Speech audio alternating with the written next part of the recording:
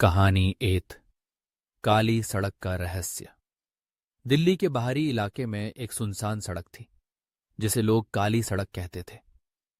कहा जाता था कि यह सड़क रात के समय बेहद खतरनाक हो जाती है।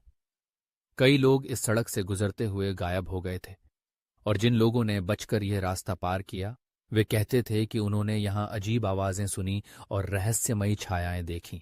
एक रात राजेश, जो एक टैक्सी ड्राइवर था, अपनी गाड़ी में देर रात की सवारी के बाद घर लौट रहा था। उसके पास पैसे कमाने के लिए बहुत कम मौके थे, इसलिए उसने काली सड़क के रास्ते घर लौटने का फैसला किया। जैसे ही उसने सड़क पर प्रवेश किया, वह एक अजीब सन्नाटा महसूस करने लगा। सड़कों के किनारे लगे पेड़ हिल रहे थे, लेकिन हवा बिल्कुल नहीं चल रही थी। राजेश को हल्की हल्की आवाजें सुनाई देने लगीं, जैसे कोई उसका नाम पुकार रहा हो।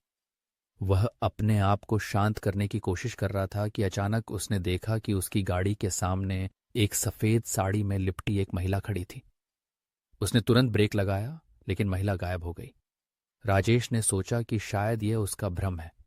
उसने गाड़ी फिर से चलानी शुरू की, लेकिन कुछ दूर जाने के बाद उसने देखा कि वही महिला अब उसकी गाड़ी के पीछे की सीट पर बैठी हुई थी। उसका चेहरा अंधेरे में छिपा हुआ था, लेकिन उसकी आंखें जलती हुई लग रही थीं। राजेश का दिल जोर से धड़कने लगा। उसने डरते हुए पूछा, आप कौन हैं? महिला ने धीरे धीरे कहा, तुमने मुझे क्यों नहीं बचाया? राजेश घबराकर कहने लगा, कौन हो तुम? मैं तुम्हें नहीं जानता। महिला की आवाज अचानक बहुत तेज हो गई। तुम्हें जाना होगा, वरना तुम भी मर जाओगे। राजेश ने गाड़ी का रुख मोड़ने की कोशिश की, लेकिन गाड़ी के ब्रेक फेल हो गए। गाड़ी तेजी से सड़क के किनारे की तरफ बढ़ने लगी। वह घबराया हुआ था, लेकिन उसने हिम्मत करके गाड़ी को नियंत्रित करने की कोशिश की। अचानक गाड़ी का इंजन बंद हो गया और सारा माहौल ठंडा हो गया। महिला अब उसके पास ही थी और उसके चेहरे पर एक भयावह हंसी थी। उसने राजेश की ओर इशारा किया, यह काली सड़क कभी तुम्हें छोड़ने वाली नहीं है। राजेश की चीखें हवा में गूंज उठीं। अगले दिन लोग उसकी गाड़ी को एक पेड़ से टकराई हुई हालत में पाए गए। राजेश गाड़ी के अंदर बेहोश पड़ा था और उसके चेहरे पर डर की लकीरें साफ दिखाई दे रही थीं। जब वह होश में आया तो वह कुछ भी बोलने की स्थिति में नहीं था। वह सिर्फ इतना कह सका, वह महिला अब भी मेरा इंतजार कर रही है। आज भी लोग काली सड़क पर जाने से डरते हैं। जो भी उस रास्ते से गुजरता है उसे एक सफेद साड़ी में लिपटी महिला की छाया जरूर दिखाई देती है। मानी कहानी 2, गायब होने वाली हवेली। राजस्थान के रेगिस्तानी इलाके में एक पुरानी हवेली थी, जिसे लोग गायब होने वाली हवेली के नाम से जानते थे।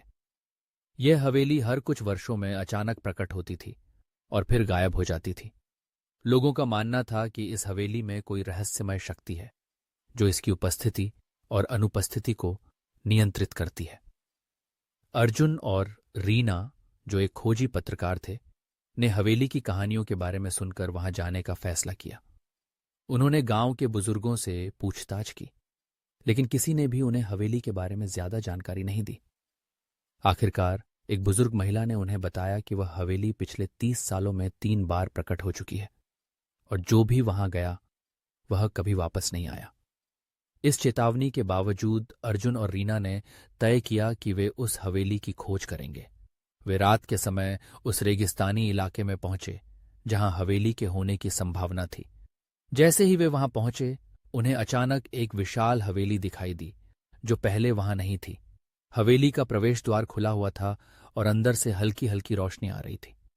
रीना ने अर्जुन से कहा, क्या तुम यकीन करते हो कि यह वह हवेली है? अर्जुन ने जवाब दिया, हमें अंदर जाकर देखना होगा। दोनों ने कैमरा और टॉर्च ली और हवेली के अंदर प्रवेश किया। हवेली के अंदर का माहौल बेहद भयानक था। दीवारों पर पुरानी तस्वीरें थीं जिनमें अजीब अजीब चेहरे दिख रहे थे। फर्श पर धूल की मोटी परत थी और हर कदम पर लकड़ी के फर्श की चरमराहट सुनाई देती थी। अचानक हवेली के अंदर से जोर जोर से हंसी की आवाजें आने लगीं। अर्जुन और रीना ने अपने आप को शांत करने की कोशिश की और आगे बढ़े। जैसे ही वे हवेली के दूसरे कमरे में पहुंचे, दरवाजा अपने आप बंद हो गया। कमरे में अंधेरा छा गया और ठंडक बढ़ने लगी। रीना ने अर्जुन से कहा, हमें यहां से निकलना चाहिए, कुछ ठीक नहीं है। अर्जुन ने दरवाजे को खोलने की कोशिश की, लेकिन दरवाजा जाम था। तभी एक पुरानी पेंटिंग से खून की बूंदें टपकने लगीं। रीना ने डरते हुए कहा, यह सब क्या हो रहा है? अर्जुन ने उत्तर दिया, यह हवेली शापित है, हमें बाहर निकलना होगा। तभी हवेली के अंदर की दीवारों से जोरदार आवाजें आने लगीं, जैसे कोई उनका नाम पुकार रहा हो। अर्जुन और रीना ने जैसे तैसे दरवाजा तोड़ा और बाहर भागने लगे। जब वे बाहर पहुंचे तो उन्होंने देखा कि हवेली अचानक गायब हो गई थी। अर्जुन और रीना ने पीछे मुड़कर देखा, लेकिन वहां कुछ नहीं था। वे समझ गए थे कि उन्होंने किसी भूतिया शक्ति के साथ सामना किया था। दोनों ने अपने कैमरे की रिकॉर्डिंग चेक की, लेकिन उसमें कुछ भी नहीं था। वे वापस गांव लौटे और गांव वालों को अपनी कहानी सुनाई। गांव वालों ने कहा, हमने कहा था वह हवेली शापित है। जो भी वहां जाता है वह या तो गायब हो जाता है या उसकी याददाश्त मिट जाती है। आज भी गायब होने वाली हवेली का रहस्य बना हुआ है। लोग कहते हैं कि हवेली फिर से प्रकट होगी, लेकिन कोई नहीं जानता कि कब और कहां। महेंद्र कहानी 3, मंदिर के पीछे का जंगल। उत्तर प्रदेश के एक गांव में एक पुराना मंदिर था, जो गांव के बाहर घने जंगल के किनारे पर स्थित था। यह मंदिर भगवान शिव का था और गांव के लोग वहां नियमित रूप से पूजा करते थे।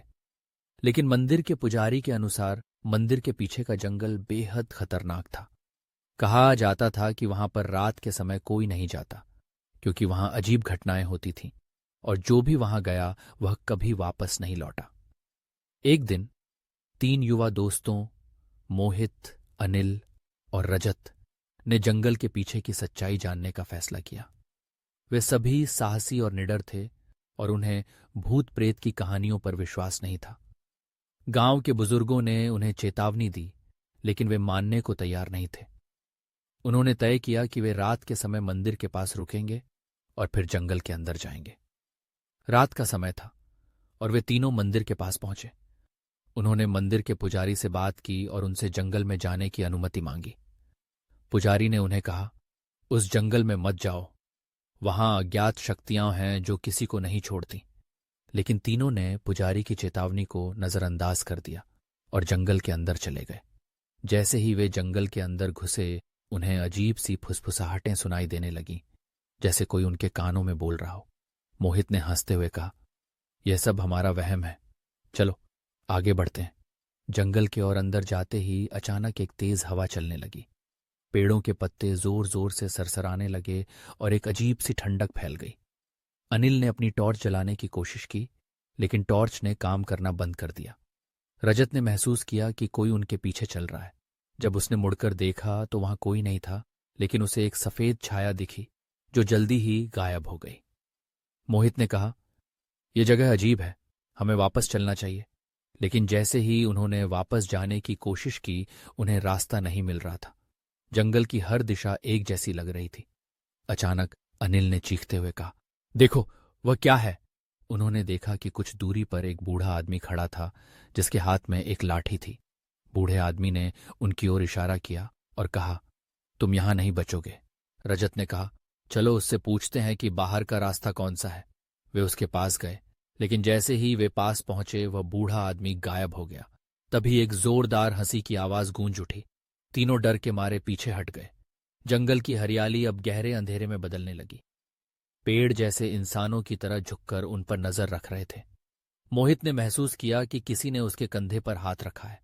वह चौंक कर पीछे मुड़ा, लेकिन वहां कोई नहीं था। वे तीनों बुरी तरह से घबराए हुए थे।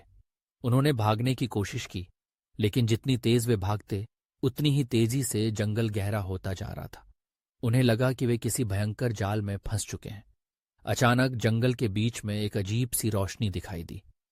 उन्होंने उसकी ओर दौड़ना शुरू किया, लेकिन जैसे ही वे उस रोशनी के पास पहुंचे, वे सब बेहोश हो गए।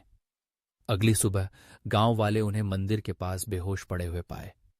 उन्हें होश में लाने के बाद तीनों ने बताया कि उन्होंने क्या देखा था। उनके चेहरे पर डर की छाया साफ दिखाई दे रही थी। गांव के पुजारी ने कहा, तुम्हें चेतावनी दी थी, लेकिन तुमने सुनी नहीं।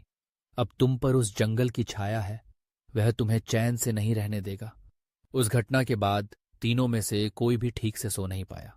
वे अक्सर रात को जागते हुए देखा करते थे कि वही बूढ़ा आदमी उनकी खिड़की के बाहर खड़ा होकर उन्हें देख रहा है। गांव के लोग मानते हैं कि उस जंगल में अब भी कुछ रहस्यमयी शक्तियां हैं जो किसी को नहीं छोड़ती।